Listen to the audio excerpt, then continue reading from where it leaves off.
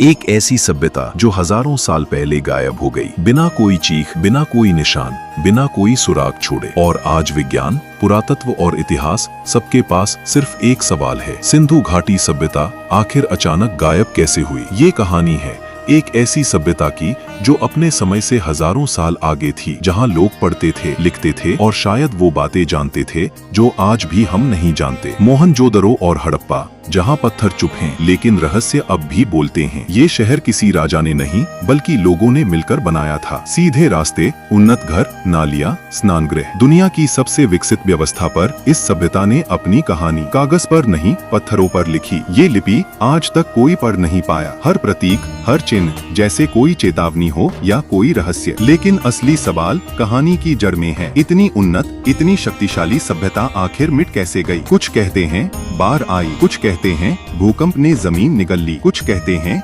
युद्ध हुआ और शहर राख हो गए, लेकिन कोई पक्का सबूत आज तक नहीं मिला। पुरातत्वविदों को शहरों के अंदर एक अजीब बात मिलती है, लोग अपने घरों में जैसे अचानक सब छोड़कर भागे हों। रातों रात लोग गायब हो गए, हजारों लोग, पूरा शहर खाली, लेकिन लड़ाई के निशान कहीं नहीं, ना तलवारें, ना किले, ना युद्ध के कोई अवशेष, जैसे किसी अदृश्य शक्ति ने इन्हें उठाकर हवा में गायब कर दिया हो। वैज्ञानिक एक और रहस्य बताते हैं, यह सभ्यता एक अचानक खत्म नहीं हुई, धीरे धीरे सूख गई। सरस्वती नदी जिसकी गोद में यह सभ्यता बसी थी गायब हो गई, और नदी जब जाती है सभ्यता भी साथ चली जाती है। लेकिन सरस्वती नदी गायब कैसे हुई? भूगर्भीय अनुसंधान बताता है कि धरती के नीचे बड़े बदलाव हुए, नदियों के रास्ते टूट गए, पानी दूसरी दिशाओं में बह गया, लोगों को अपनी जमीन, अपने घर सब छोड़ना पड़ा। लेकिन कहानी यहाँ खत्म नहीं होती। शोधकर्ताओं को मोहनजोदड़ो में कुछ ऐसे कंकाल मिले जिनकी मौत का कारण चौंकाने वाला था। उनके शरीर पर किसी हथियार का निशान नहीं, लेकिन हड्डियों पर